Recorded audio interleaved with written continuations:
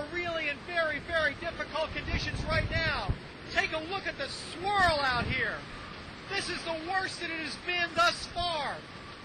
We're getting winds of 80 to 90 miles an hour, confirmed by our reporting station. This hotel is losing. The side of the building is starting to come apart.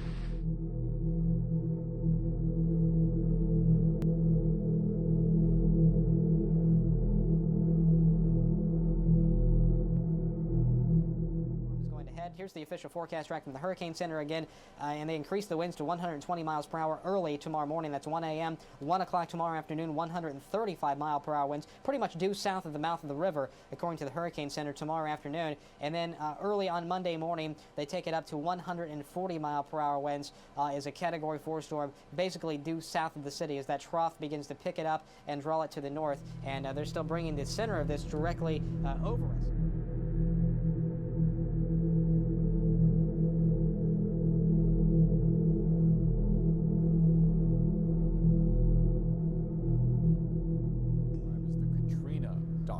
Yeah, so Boris, first I want to take you back 20 years, because if you remember, after Katrina, Congress investigated and felt there had been this major federal failure, both local, state, and federal failure when it came to the response to Katrina.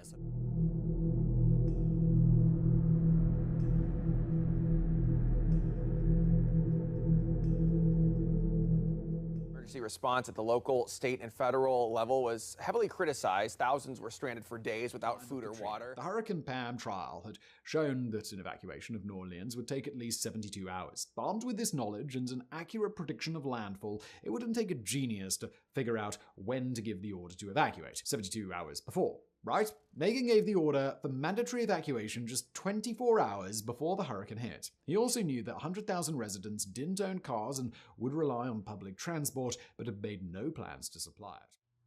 Many argued the city's leaders were not transparent enough in their warnings leading up to the hurricane, and that there were few to no efforts to evacuate the city's most vulnerable populations. Major Ray Nagin has faced backlash for his refusal to declare a mandatory evacuation order, despite having knowledge that major flooding was very likely to occur. This led to many residents seeking shelter in the Superdome, where conditions grew dangerous.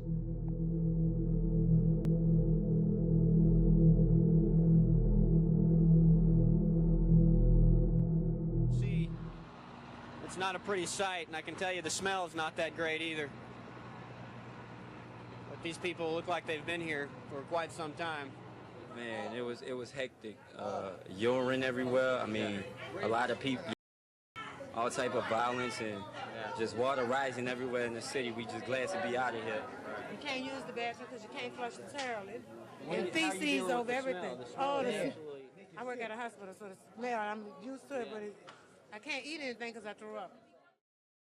In the aftermath of Hurricane Katrina, the Federal Emergency Management Agency, FEMA, was widely blamed for a lack of preparedness and an inadequate response. FEMA was slow to deliver food and supplies and housed displaced residents in toxic trailers. Some emergency supplies were pre-positioned before the storm, but there was nowhere near enough. In places that desperately needed help, such as the New Orleans Superdome, it took days to deliver medical supplies. FEMA also wasted huge amounts of supplies. It delivered millions of pounds of ice to holding centers in cities far away from the Gulf Coast. FEMA sent truckers carrying ice on wild goose chases across the country. 2 years after the storm, the agency ended up throwing out $100 million of unused ice.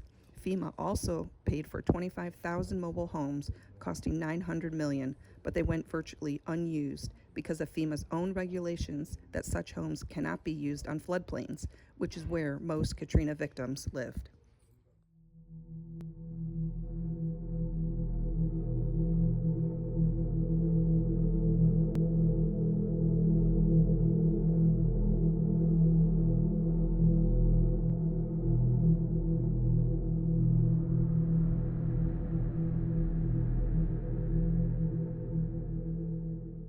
In the sub-sea level city of New Orleans, the miles of coastal protection is taking a beating. Levees constructed by the many waterways around the community strain to hold back the extra billions of gallons of water that Katrina has driven in from the Gulf of Mexico. Early that Monday morning, The city's worst fears were realized as one of the levees bordering the 17th Street Canal, the main levee protecting the Lakeview neighborhood of New Orleans, catastrophically failed. One by one, in a cruel domino effect, levees protecting the city failed, unleashing a deluge of water into the city and surrounding parishes. A shocking discovery found that engineers designing the levees completely misinterpreted the graph, using the near opposite shear profile needed for the levees to hold back the water. Ayanna Isles from Georgia Tech School of Engineering stated that while Hurricane Katrina produced an exceptional storm surge reaching heights of 27 feet, the disaster in New Orleans was primarily triggered by the failure of the city's levee and canal systems. Engineers noted that offshore winds funneled massive volumes of water into internal canals, creating pressure that shattered flood defenses and devastated low-lying areas like the lower Ninth Ward. These failures serve as a critical case study, demonstrating that the surge's energy was capable of overwhelming existing designs and highlighting the urgent need for more robust, climate-resilient coastal infrastructure.